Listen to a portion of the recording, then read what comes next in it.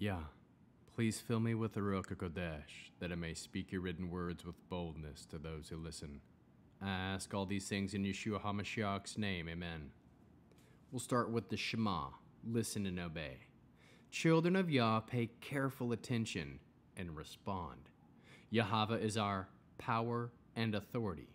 Yahweh works in unity with himself, and you shall act upon your love to Yahweh with your power and authority, with your thoughts and mind, with your entire body, and with all the muchness that you have. 1 Corinthians chapter 12. But, brothers, I do not want you to go on being ignorant about the things of the Spirit. You know that when you were pagans, no matter how you felt you were being led astray to idols, which can't speak at all. Therefore, I want to make it clear to you that no one speaking by the Spirit of God ever says Yeshua is cursed, and no one can say Yeshua is Lord except by the Ruach HaKodesh. Now there are different kinds of gifts. The same Spirit gives them. Also, there are different kinds of serving, but it is the same Lord being served. And there are different modes of working, but it is the same God working them all in everyone. Moreover, to each person is given the particular manifestation of the Spirit that will be for the common good. To one, through the Spirit, is given a word of wisdom. To another, a word of knowledge, in accordance with the same Spirit. To another, faith. By the same Spirit, to another, gifts of healing. By the one Spirit, to another, the working of miracles. To another, prophecy. To another, the ability to judge between spirits. To another, the ability to speak in different kinds of tongues. And to yet another, the ability to interpret tongues. One of the same Spirit is at work in all these things, distributing to each person as he chooses. For just as the body is one, but has many parts, and all the parts of the body through many constitute one body, so it is with the Messiah. For it was by one Spirit that we were all immersed in one body, whether Jew or Gentile, slave or free, and we were all given the one Spirit to drink. For indeed, the body is not one part, but many. If the foot says, I'm not a hand, so I'm not part of the body, that doesn't make it stop being part of the body. And if the ear says, I'm not an eye, so I'm not part of the body, that doesn't make it stop being part of the body. If the whole body were an eye, how could it hear? If we were all hearing, how could it smell? But it is God arranged each of the parts in the body exactly as he wanted them. Now, if they were all just one part, where would the body be? But as it is, there are indeed many parts, yet just one body.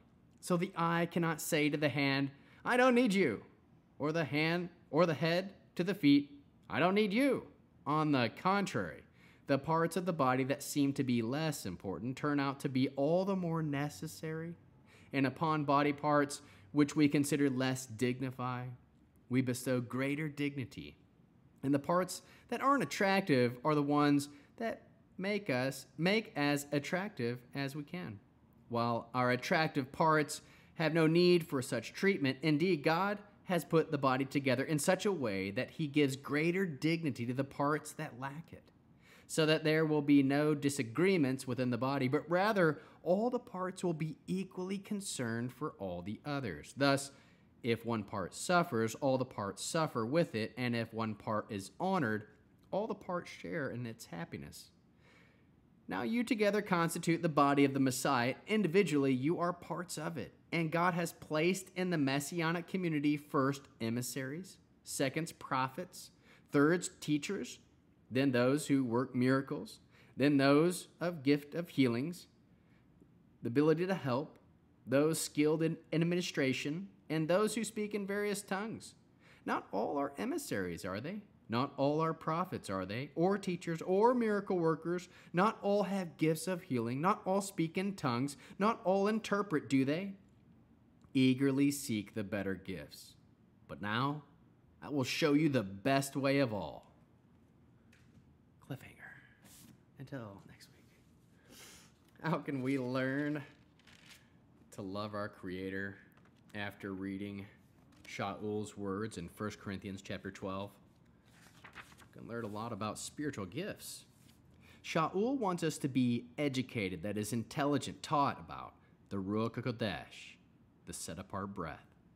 Know that there are different kinds of gifts, but the same Spirit. Also, there are different ways of serving, but it is the same Lord being served, as well as different modes of working, but it is the same God working them all in everyone. Sha'ul says each person is given a particular manifestation, that is, demonstration, explanation, expression, indication of the Spirit that will be for the common good. Sha'ul lists these gifts that are given through the Spirit: wisdom, knowledge, faith, healing, miracles, prophecy, judge, tongues, interpret. The Spirit gives as He chooses, for just as the one body is in unity with itself, but has many parts, so it is with Messiah, but one Spirit we are immersed, and we are given the one Spirit to drink. Trust that God arranged, defined, planned each of the parts in the body exactly as He wanted them. Trust that we need each other. Aim to be concerned for all the other parts. Trust that we are the body of the Messiah. And He lists them in order: emissaries, prophets, teachers, miracle workers, healers, helpers, administrators, linguists. Aim to eagerly seek the better gifts. Trust that chapter 13 shows the best of all. How can we love others as Yeshua loves us? We can help others discover their spiritual gifts and encourage them to utilize them for God's glory. Produce spiritual fruit: love, joy, peace, patience, kindness, goodness, gentleness, humility, and self-control. And how can we bear one another's burdens? We can love